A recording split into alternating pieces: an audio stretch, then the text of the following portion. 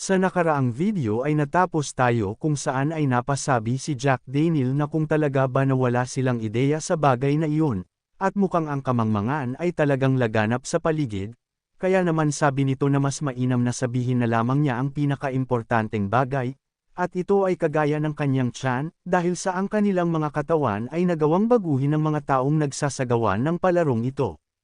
Sa nangyari ay hindi naman makapaniwala dito si Hoyong, kaya naman ay sinabi nito na habang sila ay walang malay, ay may kung ano na kagaya ng chips ang itinanim sa kanilang mga katawan, ito ay nasa likod ng kanilang mga tainga, kaya naman ay tinanong nito ang ating bida na kung hindi ba nila napansin noong lumabas ang asul na kulay ay nakaramdam sila ng kuryente na pumapasok sa kanilang mga utak.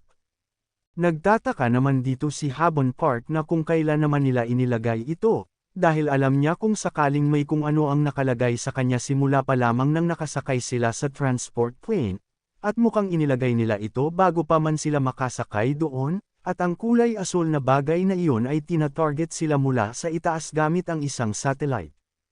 Kaya naman ay sa tingin niya na ang mga chip sa kanilang mga katawan ay may kaugnayan sa electromagnetic field, o di kaya ay nakadisenyo upang dahan-dahan na naglalabas ng mga nakakamatay na lason sa kanilang katawan kung sakaling madikit sila doon. Napasabi naman ng ating bida na ganun pala ito gumagana, at sa tingin din niya ay ginawa nila ito upang hindi nila magawang maialis ito ng madali, kaya naman ay tinanong nito si Jack Daniel na kung tuwing kailan mawawala ang electromagnetic field. Sinagot naman siya nito na may napansin siyang kakaiba sa kalangitan, hindi siya sigurado kung ito nga ay dahil sa electromagnetic field na mula sa satellite sa kalangitan, subalit sabi nito na mayroong kung anong kakaiba ang nangyayari sa mga ulap, ito ay parang kumikilos ng picot sa iisang pwesto lamang kung nasaan ang electromagnetic field. Napasabi naman dito ang ating bida na mukhang ito ang dahilan kung bakit biglaan na lamang na nagbabago ang panahon, at hindi siya makapaniwala sa bagay na iyon, ang patungkol sa satellites. Sa mga chips na nakatanim sa kanilang katawan, ay mukhang ang mga ito ay hindi ordinaryong criminal organization, at mas malaki pa ito kumpara sa kanyang inaasahan. Binigyan sila nito ng magandang impormasyon patungkol sa laro, kaya naman ay walang paraan upang masabi kung kailan mawawala ang electromagnetic field, at malapit sila sa hangganan nito. Kaya naman ay sinabihan nito si Habon Park na mas mabuti na umalis na sila sa lugar na ito. Ngunit pinatatahimik naman siya nito dahil sa may mga parating. Nang makita naman ito ni Hoyong ay napasabi naman siya na mukhang karamihan sa mga kalahok sa larong ito ay mas pinili na makipagkampihan sa iba, at gaya nga ito ng kanyang inaasahan. Dahil dito ay sinabihan na lang niya ang babae na aalis na sila sa lugar na ito, dahil sa walang rason upang labanan pa sila, na sinang-ayunan naman ito. Nang bigla naman siyang napalingon sa kinaroroonan ni Danny Jack Daniel, at napasabi na kung iiwanan nila siya sa ganitong kalagayan, ay wala itong magagawa kung sakaling may kung sino ang magtangka na paslangin siya. Nang bigla naman siyang natigilan at napasabi na kung ano ba ang kanyang iniisip, kaya naman ay habang papaalis ay napasabi na lamang siya na ang isang ito ay isang serial killer, kaya naman ay dapat lamang na mamatay ito. Nang makalabas naman ang dalawa ay napasabi naman si Hoyong na mabuti na lamang at nandoon pa din ang kanilang bangka. Kaya naman ay kailangan na nilang magmadali na makapunta doon, ngunit bigla naman silang napahinto, dahil sa may nakita itong nagmamakaawang kalahok, ngunit hindi naman siya pinakinggan nito at itinuloy ang kanyang nais na pagpast lang. Dahil doon ay sinabihan naman niya ang babae na masiyadong mahirap para sa kanila ang makabalik sa kinaroroonan ng kanilang bangka dahil sa masyado ng madaming tao ang nasa dadaanan nila. Nagbigay naman ng suhestyon si Habon Park na kung bakit hindi na lamang sila umikot sa may bandang lighthouse, dahil sa wala siyang nakikitang mga tao banda doon, ngunit sabi naman ng ating bida na kung gagawin nila ang plano nito ay kakailanganin nilang lumangoy, at gaya nga ng sinabi nito ay hindi siya marunong. Sinagot naman siya ni Habon Park na totoong hindi siya magaling sa paglangoy, ngunit kung magdadahan-dahan sila ay magagawa naman niya, dahil dito ay sinang-ayunan na ito ni Hoyong. Kaya naman nang mapansin sila ng lalaki sa di kalayuan, ay binigyan na agad ito ng ating bida ng pag-atake at mabilis na kumilos papalayo. Kaya naman makalipas ng ilang sandali sa kanilang ginagawang pagtakbo, ay napasabi naman si Hoyong na mabuti na lamang at umuulan ngayon, dahil sa hindi sila maririnig ng mga ito na tumatakas, at ngayon ay ang kailangan lamang nila ay ang magawang makarating sa bangka at makaalis ng mabilis sa lugar. Nang bigla naman na tinamaan ng baril si Habon Park sa kanyang balikat, upang ikagulat ni Hoyong, ngunit dahil sa narinig ng lahat na pagputok ng baril ay naalarma naman nila ang mga ibang kalahok. Sa nangyari ay mabilis naman silang pinaulanan ng mga bala ng mga ito upang mabilis silang magtago, nang napasabi naman ang ating bida na mabuti na lamang at nadaplisan lang ito, ngunit napatanong naman siya na kung sino naman ang bumaril sa babaeng ito. Nang bigla naman na naabutan sila ng ibang kalahok at mabilis na sinugod, kaya naman ay tinira na ni Hoyong ang isa. Nang bigla naman siyang napamura, dahil sa wala na siyang natitirang bala sa kanyang crossbow, dahil dito ay napasabi na lamang siya na mayroon na lamang siyang iilang bala na natitira, kaya naman kung sakaling gamitin niya ito, ay wala ng paraan pa upang magawang makalaban sa iba, bukod doon ay saan naman nanggaling ang balang tumama sa kasama niya. Sa kabilang banda naman, ay napasabi naman ang isa na sakay ng malaking bangka na mukhang kinakalawang na siya, dahil sa sinusubukan niyang patamaan ang ulo nito, at nang magawang makalapit, ay masaya itong napasabi na ngayon ay ang oras para sa kanilang ikalawang round ng paghahabulan. Agad naman na kinamusta ni Hoyong ang kasama nito na kung magagawa pa ba niya ang makakilos, na mabilis na sinang-ayunan nito, nang napasabi naman siya na ang bala na tumama sa kanya ay daplis lamang, ngunit mukhang labis siyang nakakaramdam ng sakit, at ang ibang mga tao ay hindi kakayanin ang kagaya ng sakit na nararamdaman niya, kaya naman ay kailangan na nilang kalimutan ang patungkol sa bangka, dahil kailangan nilang makaisip ng paraan upang makaalis sa lugar na ito.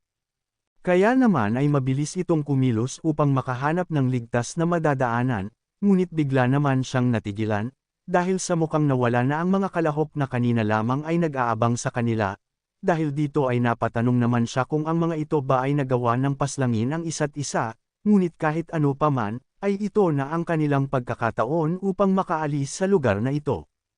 Nang bigla naman siyang tinamaan ng bala mula sa kung saan sa kanyang likudan, upang labis niyang ikapinsala, at ito ay mula sa itaas ng watchtower na kanina pa nagmamasid sa kanila. Kaya naman matapos nitong mapatamaan, ay sinundan pa muli ito ng sniper upang mabilis siyang umiwas, at naghanap ng kanyang ligtas na matatagwan, at dahil sa mabilis na pag-iwas ng ating bida, ay napasabi na lamang ang sniper na sa tingin niya ay mas mainam kung pupuntahan na lamang niya ito sa kanyang pagtataguan. Sa loob naman ng isang abandonadong bahay, ay napasabi naman si Hoyong na dahil sa bilis ng mga pangyayari, ay nagawa niyang iwan lamang ang babae sa kanilang pinagtaguan, ngunit kahit na ganon ay wala naman ng tao sa paligid at sa tingin niya ay magiging ligtas ito. Hindi siya masyadong nasaktan gawa ng suot niyang bulletproof, ngunit kahit na ganon ay hindi pa din maganda ang kanyang lagay at kailangan na niyang makahanap ng painkiller sa lugar na ito. Dagdag pa doon ay tanging pistol lamang ang mayroon siya, kaya naman ay umaasa siyang may kung anong mapapakinabangan siyang makikita sa loob ng warehouse na ito. Nang bigla naman siyang natigilan dahil sa may kung sino itong nakita sa isang sulok, kaya naman ay mabilis niyang pinuntahan ito at may nakitang kung sinong nagtatago, ngunit nang makita niya ito, ay napasabi siya na mukhang ito na ang kanyang hinahanap na si Nak-suk-him. Nang bigla naman itong nagmakaawa sa kanya na huwag siya nitong patayin, dahil dito ay napasabi siya sa kanyang isip na inakala niya na siya na nga ito, ngunit hindi, dahil sa kaedad lamang niya siya at kaparehong Koreano, kaya naman ay napapatanong ito na kung ang dahilan ba ng kanyang pagtatago ay dahil sa hindi nito nagawa ang makahanap ng kahit na anong sandata. Sabi pa nito na wala siyang kahit na anong aasahan sa isang ito, ngunit susubukan niya pa din, kaya naman ay sinabi nito na kung sasagot ito ng tama sa kanya ay hahayaan siya nitong mabuhay, kaya naman ay tinanong niya kung nakakita ba ito ng isang politikong Koreano sa lugar na ito. Sa nangyari ay nagtaka naman ang lalaki sa tinatanong nito, ngunit nang babarilan na sana siya ng ating bida, ay bigla naman itong naalala na mayroon siyang nakita at ito ay ang assemblyman na si Nak-suk-him. Dagdag nito na namumukaan niya ang taong iyon dahil sa parating paglabas niya sa telebisyon, at nakita niyang lumapag ito malapit dito at maaari niyang ituro kung saan. Sa nangyari ay nagkaroon naman ng pag-asa si Hoyong dahil sa sinabi nito sa kanya. Nang bigla naman na nakarinig siya ng mga putukan sa labas, kaya naman ay napasabi siya na mukhang ang mga ito ay nasa malapit lamang, at sa tingin niya ay nakikipaglaban ang mga ito sa isa't isa, dahil doon ay masiyadong mapanganib para sa kanya ang magtagal pa dito. Kaya naman ay sinabi nito sa lalaki na tutulungan siya nitong makatakas, ngunit bilang kapalit ay kailangan niyang ituro kung saan lumapag si Nakso Kim, na agad naman na nagpasalamat ito sa kanya. Sa paglalakad ng ating bida ay nakangiti naman nitong kinuha ang kanyang sandata, at habang papaatake ay masaya nitong sinasabi na kapag nagawa na siyang mapaslang nito, ay ang pistol na kanyang hawak ay mapapasa kanya na. Kung umabot ka na sa parte ng video na ito ay maaari lamang na i-click ang like at super thanks sa baba bilang pagsuporta. Maraming salamat. Nang bigla naman siyang binaril ni Hoyong, at sinabi na inaasahan na niyang gagawin niya ito, bukod doon ay hindi naman na niya siya kailangan, dahil ngayon ay alam na nito na nasa malapit lamang si Nakso Kim, at sapat na ang mga sinabi nito sa kanya. Kaya naman ay napasabi siya na sa wakas ay magagawa na niyang makita ang taong iyon, nang bigla naman niyang naalala ang kung sino at pinapayuhan siya nito na mag-iingat at palaging titignan ang kanyang likudan, dahil halos lahat ng mga tao ay nakakagawa ng mga pagkakamali dahil sa hinahayaan nilang manig ang kanilang emosyon, at ang mga pagkakamali na iyon ay kalaunan ay nagiging mas malaking problema, kaya naman ay lagi niyang tatandaan iyon. Nang bigla naman na may granada ang papalapit sa kanyang kinaroroonan, at hindi din nagtagal ay biglaan na lamang na sumabog sa loob ng warehouse. Nang matapos ay sinabi naman ng humahabol kay Hoyong na hahayaan na nito ang kanyang mga kasama na umasikaso sa lugar na ito, at sinang-ayunan ang sinabi ng isa patungkol sa babae nitong kasama, kaya naman ay sila na ang bahala sa babae matapos nilang mailigpit ang kasama nito. Nang bigla naman na nagtaka ang isa, dahil sa kanina lamang ay may narinig siyang pagputok ng baril sa lugar na ito, ngunit bakit iisang katawan lamang ang nandito? Nang bigla naman na pinaputukan sila ng ating bida, na matagumpay naman na tumama sa noo nito, dahil dito ay galit na galit naman siyang tinadtad ng lalaki dahil sa ginawa nito sa kanyang kasamahan. Habang papatakas ay sinabi nito na inaasahan na niya na may mga magtutungo sa kanilang kinaroroonan sa oras na marinig nila ang pagputok ng kanyang baril, ngunit mas mabilis ang mga ito kung kumilos hindi gaya ng kanyang inaakala, at mukhang kailangan niyang isa-isahin muna ang mga ito. Nang bigla naman siyang nagulat nang bigla na lamang siyang binati ng humahabol sa kanya at sinabihan si Hoyong na ang talento nito ay totoong nakakamangha. Matapos ay agad niyang pinaputukan ang ating bida gamit ang kanyang armas. Sa labas naman ay habang kinakaharap ang mga ito ni Hoyong, ay nagtataka naman si Habon Park dahil sa mukhang masiyadong tahimik na ng paligid, at napapatanong siya na kung saan naman ang mga ito nagtungo. Ngunit kahit pa ganun ay hindi siya dapat na manatili lamang sa isang lugar, at mas mainam kung kikilos din siya, kaya naman ay dapat na panatilihin itong buhay pa siya. Sa kinaroroonan naman nito ay habang nagbibigay siya ng pagputok ng baril, ay napasabi naman siya na ito din ang kanina pang nakaharap niya sa unang isla, nang bigla naman siyang tinanong ng lalaki, na kung saan nagtungo ang babaeng kasama nito, at kung patay na ba siya, dahil kung ganun nga ay bakit hindi ito tumawag muli ng kung sinong makakatulong sa kanya. Nagtaka naman si Hoyong dahil sa ang gamit pa din nitong pang-atake sa kanya ay ang isang sniper kahit na sa malapit ang distansya niya dito, at mukhang ito lang ang baril na mayroon ang taong ito. Dahil doon ay mabilis na sinugod ito ng ating bida, at nang magawa naman na makalapit sa kanya ni Hoyong at magawang tutukan sa kanyang muka, ay napasabi na lamang ang lalaki na ang kanyang baril ay masiyadong mahaba upang magawa ang makapagpaputok. Matapos ay biglaan na lamang na may umalangaw na pagputok ng baril. Sa nangyari ay napahawak naman si Hoyong sa kanyang katawan, at nagtataka sa nangyari, dahil sa mayroon pala itong itinatagong revolver. Sinabi naman ng lalaki sa ating bida na hindi pa siya nakaranas ng ganitong klase ng kasiyahan noon, at mukhang kinalawang na ang isang Hoyong Chien matapos nitong umalis sa kanyang katungkulan. Dagdag nito na nagpanggap lamang siya na tanging isang baril lamang ang armas na mayroon upang magawang mapalapit siya sa kanya, at sinabihan na dapat ay lagi itong nagtatago ng kanyang alas sa kanyang katawan, ngunit kahit pa ganun ay ito na ang pagtatapos ng kanilang kasiyahan, matapos na maikasa ang baril, ay itinutok na niya ito kay Hoyong upang paslangin. Nang bigla naman silang natigilan ng may kung sino ang nagsasabi sa di kalayuan na mukhang nagkakaroon sila ng kasiyahan dito, dahil doon ay tinanong naman siya ng lalaki kung sino naman siya, na masaya naman itong sinagot at sinabi na siya ay isang serial killer na nangyaring napadaan lamang sa lugar. Sa nangyari ay hindi naman na siya pinansin ng lalaki, bagkus ay ibinaling na lamang ang atensyon sa ating bida. Ngunit nang inasar naman ito ng kanyang kasama ay pinahinto naman na niya ito, at sinabi na walang nakakaalam kung kailan muling gagana ang electromagnetic field, kaya naman ay kailangan na nilang paslangin ang mga ito upang makaalis na. Nang bigla naman siyang tinutukan ng baril ng kanyang kasama, at tinatanong kung kailan pa ito naging kanyang utusan, dahil sa ipinangako nito kanina na ibibigay sa kanya ang babaeng kasama nito, at ito lamang ang kanyang rason upang makipagtulungan sa kanyang kalokohan. Tinanong naman siya ng lalaki na kung anong nangyayari sa kanya ngayon, at huwag magpakatanga dahil sa ang babaeng kanyang ipinangako ay wala sa lugar na ito. Tinanong naman siya ng kanyang kasama na kung sa papaano naman niya makikita ang babae kung papaslangan nila kaagad ang kasama nito, na sinagot naman ng lalaki at sinabi na nakakasigurado siya na ang kasama nito ay nagtatago lamang sa kung saan malapit sa kanilang kinaroroonan, kaya naman ay paslangin na lamang nila ang isang ito at maghanap pagkatapos. Hindi naman sinang-ayunan ito ng kanyang kasama at ipinilit na kailangan muna niyang makuha ang babae bago siya sumunod sa gusto nito. Sa nangyari ay wala naman ang nagawa ang lalaki kung hindi ay sumang-ayon sa nais ng kanyang kasama, at hahanapin na muna ang babae. Ngunit sa pagtalikod naman nito ay bigla na lamang siyang binaril ng lalaki, at sinabi na masyado itong maniokis upang hindi makapaghantay.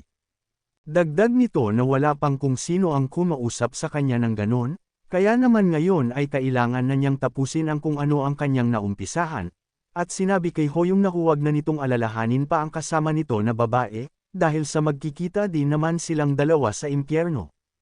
Bago pa man makalabit ng lalaki ang gatilyo ng baril, ay may tumama naman sa kanyang kamay na isang maliit na patalim upang mabitawan niya ito. Sa nangyari ay napalingon naman siya sa kinaroroonan ni Jack Daniel, ngunit dahil sa mabilis na pagsugod nito sa kanya, ay agad na lamang siyang napaiwas. Nang matapos ng pag-atake, ay muli naman siyang sinugod nito, at matagumpay na tumama sa kanya, upang mapatalsik sa di kalayuan. Sa nangyari ay tinanong naman siya nito na kung ano ang ginagawa niya, dahil ang alam niya ay isa itong kung anong serial killer, kaya naman ay bakit nito tinutulungan ang kung sino na malapit ng mamatay. Sinagot naman siya nito at sinabi na kakaiba ang tanong nito sa kanya, ngunit kahit pa ganun ay ang mga kagaya niyang mamamatay tao ay masaya sa pagpast lang, kaya naman ay pagsasabayin na niya silang dalawa. Nang matapos naman na tumama ito sa ulo ng lalaki, ay naiinis naman itong napapasabi na ang isang ito ay labis na malakas upang kaharapin niya, kaya naman ay mabilis itong umatras, at naghagis ng flash bomb sa kanyang muka. Kaya naman nang sumabog ito, ay habang papatakas ay napapasabi siya na hindi niya nais na umalis at tumakas, ngunit wala na siyang ibang pagpipilian pa, at bukod pa doon ay nakakasigurado naman siya na ang lalaking iyon ay malapit na din na mamatay. Nakaramdam naman ng kung ano ang ating bida, at napapasabi na mukhang ito na ang kanyang katapusan, at napapatanong kung bakit siya nasa ganitong kalagayan ngayon. Nang bigla naman itong may naalala, dahil sa ganito din mismo ang naitanong niya noon sa kanyang sarili, dahil sa muntik na siyang mapatay ng isang homemade terrorist bomb, hindi na niya matandaan ang buong detalye, ngunit noong araw na iyon ay nakita niya ang putol na kamay ng kanyang partner malapit sa kanyang kinaroroonan. Malubha ang kanyang tinamong pagkakapinsala na nagresulta sa hindi niya pagbalik sa kanyang trabaho. Ang kanyang isip at katawan ay nagawang mawasak dahil sa epekto ng pambobomba. Nang bigla na lamang siyang natigilan ng may kung sino ang pumasok sa kanyang kwarto at tinatanong kung ang plano ba niya ay ang manatili lamang sa silid na ito habang buhay, kaya naman ay sinabi nito na ang araw na iyon ay ang araw kung kailan niya unang nakita si Nakso Kim, matapos ay sinabi sa kanya nito na halos ilang linggo na siyang nakarete sa higaan niya. At kung magtatagal pa siya sa lugar na ito ay mabubutas na ang kanyang hinihigan. Matapos ay inalok siya nito ng prutas na kanyang dala, at sinabi na base sa kanyang narinig ay ang pagbibigay ng prutas bilang isang regalo sa taong nasa hospital ay nakakatulong sa kanyang pagpapagaling, na hindi naman tinanggap ni Hoyong at nagpasalamat na lamang sa kanyang pag-aabala na magdala nito sa kanya. Kung nais mo na masubaybayan ang mainit-init na kabanata ay yupon lang ang notification bell pagkatapos mo na mag-subscribe.